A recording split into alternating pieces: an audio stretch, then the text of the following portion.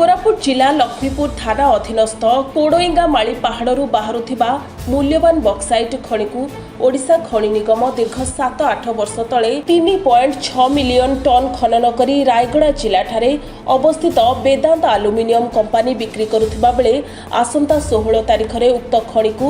3.6 million ton रु 6 million ton खनन वृद्धि करबा पई लक्ष्मीपुर ब्लॉक चंपीठारे चलित मास 16 तारिख रे जनशुणाणी करिथिबारु आज कोड़ी लंगामाली पहाड़ पारिपार्श्विक ग्रामर लोके प्राय 10,000 ऊर्ध्व लोके एकत्रित होई लक्ष्मीपुर मिनी स्टाडियम रु एक शोभा यात्रा रे बाहरी लक्ष्मीपुर ठारे थिबा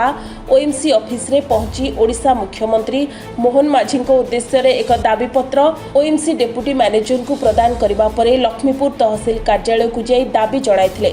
एवं अतिरिक्त तहसीलदार माधव भत्रा को दाबीपत्र देइथिले। सेहीपरि मां मृत्यालुमा ट्रक टिपर मालिक संघ तरफरु उपसभापति दीपक कुमार शतपथी नेतृत्व में 3.6 मिलियन टन रु 6 मिलियन टन वृद्धि करा जाऊ किंतु ट्रक टिपर द्वारा माल परिवहन करा जाऊ बोली दाबीपत्र प्रदान करथिले। किंतु किछि मास पूर्वे एही अंचलर नेता और किछि आगधाड़ीर जनसाधारण 6 मिलियन टन वृद्धि को विरोध करुथबा नेता और आगधाड़ीर जनसाधारण पालटा मरा को नहीं अंचलवासी आश्चर्य हो जाइथिबा देखिबाकू मिलिछि। समस्त जुआर कोरापुटिया पिला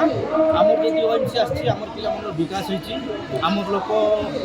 मेडिकल असुविधा थिले आमर पाठर भी नहीं आमर एजुकेशन भी जो घर द्वार था पानी था आज सब सुरक्षित भाव में अच्छी सांगन हाईस्कल जो प्रकार हाईस्कल होशार गोटे हाईस्कल हो मेडिकल जो प्रकार आम मेडिकल ये मेडिकल ना कि डिस्ट्रिक्ट लेवल भी ना कि सेमती मेडिकल आमको पाई पार नथिलु आज सही प्रकार हमको मेडिकल मिलछि ओएमसी भी बढ़िया हमको भलो भलो डॉक्टर अछंती भलो भलो टैबलेट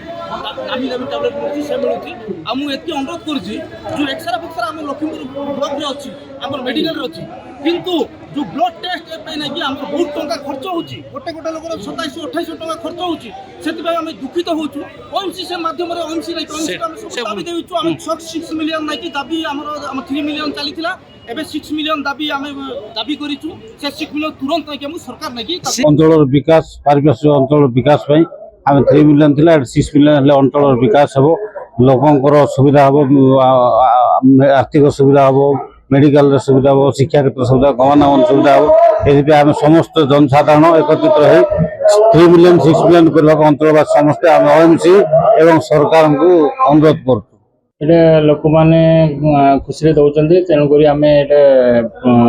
मुख्यमंत्री को पठे दो दाबी कौन उल्लेख कर तो जानी से जानी पढ़ले जानवी तेणुक 3 मिलियन रु 6 मिलियन कौन शुणा जाऊँगी बर्तमान 3 मिलियन खनन हो 3.6 खनन हाँ 3.6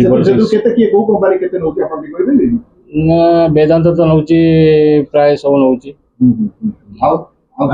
कि नौना नहीं से तो अल्प बल नहीं बंद करदे ना ए नौना 6 मिलियन सेटा मो जानी लक्ष्मीपुर संजय पाणी रिपोर्ट सनस्टार टीवी।